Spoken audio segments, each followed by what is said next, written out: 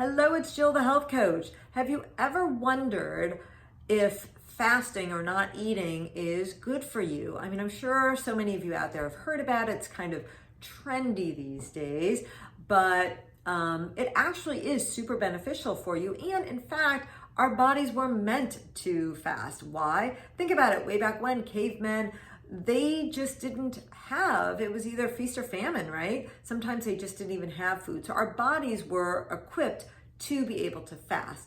And what we found now, though, is that actually there are really great benefits of fasting, of not eating.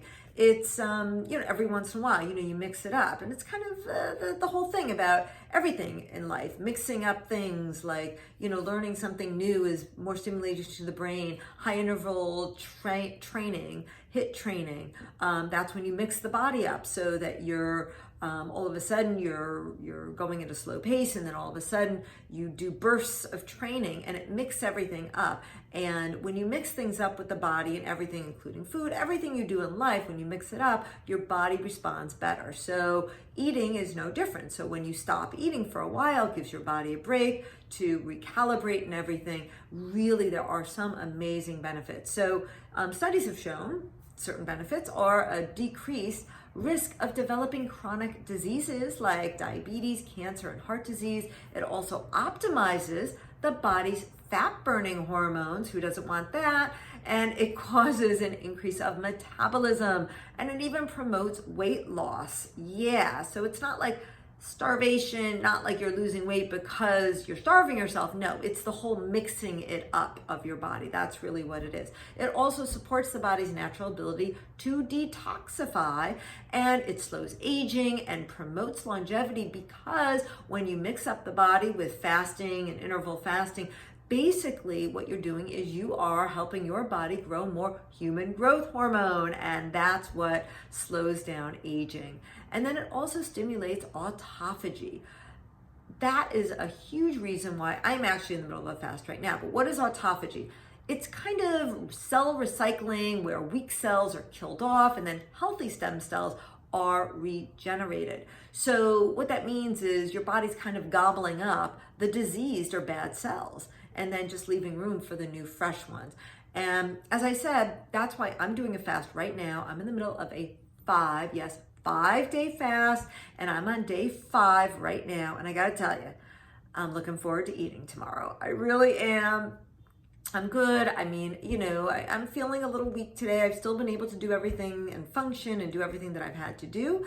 But I will tell you, I am really looking forward to eating. Now, this fast, what I did, isn't a water fast. All fasts are kind of different the way they do it. Now, the way I did it was I did bone broth twice a day.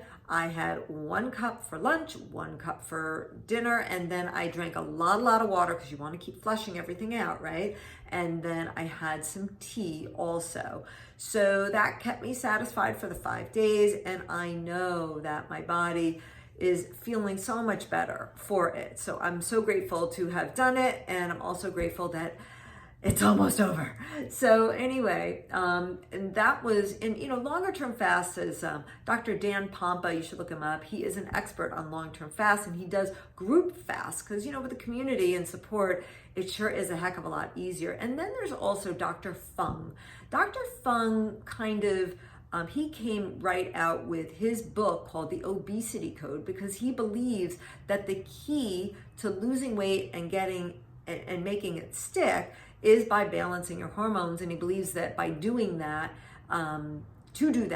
fasting is the key, because fasting really helps play a key role in your insulin levels. And when your insulin levels are slow, that means that, and low, that means that the body really stays in balance. And insulin is your body's response to eating any sugar or carbohydrates that break down into sugar. And you want to regulate that. And he feels that that is the massive key to your health. Now, he also does emphasize that it's not just about the fasting. I mean, sure, it's of course about the food that you eat, and he absolutely says you need to reduce your consumption of added sugars, reduce your consumption of refined grains, and moderate your protein intake.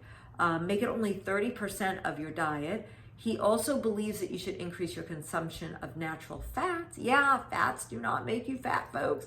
Increase the fats like coconut oil and avocado oil and avocados, or nuts and seeds. And then also increasing your consumption of fiber and vinegar. And fiber and vinegar, these will help you help movement, give you bowel movements, that kind of movement. And you want to be moving everything out. So by those food guidelines and then also by fasting, he feels that that will really regulate your insulin levels. So what he emphasizes is using strategic meal timing. So what is that? That means that he believes in more intermittent fasting. He believes, and it could be two different ways.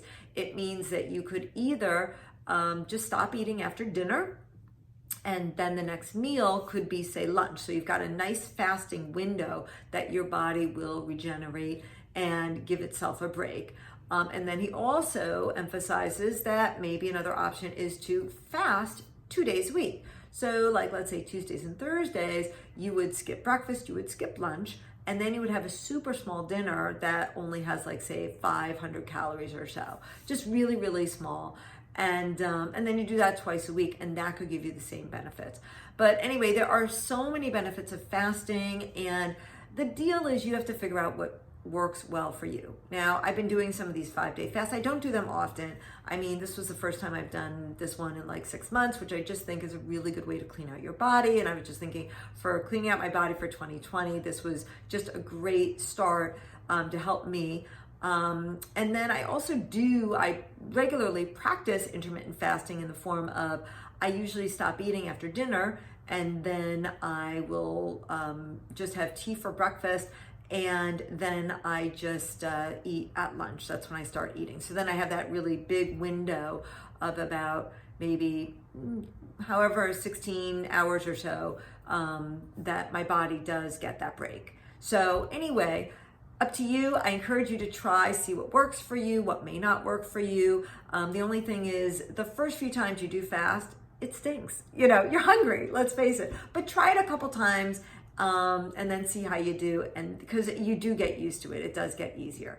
So anyway, hopefully you got something out of this, figuring out whether fasting is for you or for not. It's easy, and that's what I love about it. It really is an easy way to promote your health. So give fasting a try and let me know.